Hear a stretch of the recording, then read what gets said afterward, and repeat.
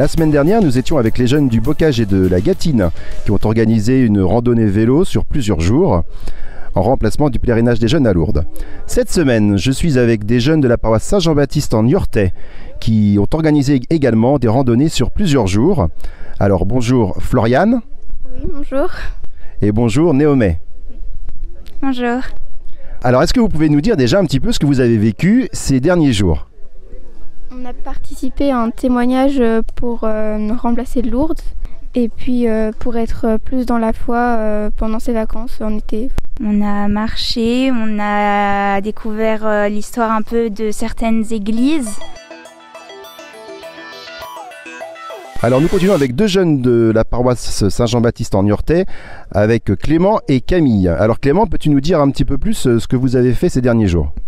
Donc on a fait le tour de la paroisse en visitant les 8 églises qui la composent et en découvrant leur histoire, donc c'était très intéressant.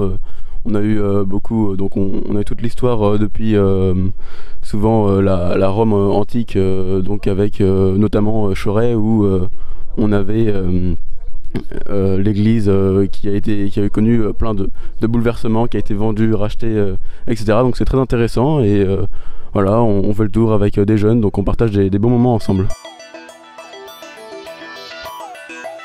Alors Camille, peux-tu nous dire qu'est-ce que vous êtes venu chercher, qu'est-ce que vous avez trouvé ?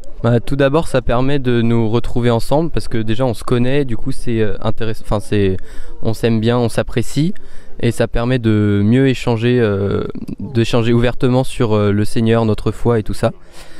Et on a eu des témoignages plutôt intéressants sur des parcours de vie plus ou moins faciles et fastidieux, notamment un qui nous a, je pense, tous marqués.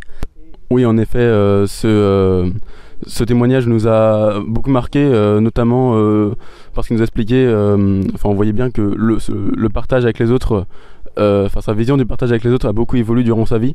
Donc au début où il était beaucoup dans le bâtiment, donc avec beaucoup de partage où tu écoutes les autres pour faire avancer un projet. Et donc là il a eu une reconversion dans l'apiculture, agriculture, où du coup là c'est sa passion actuellement.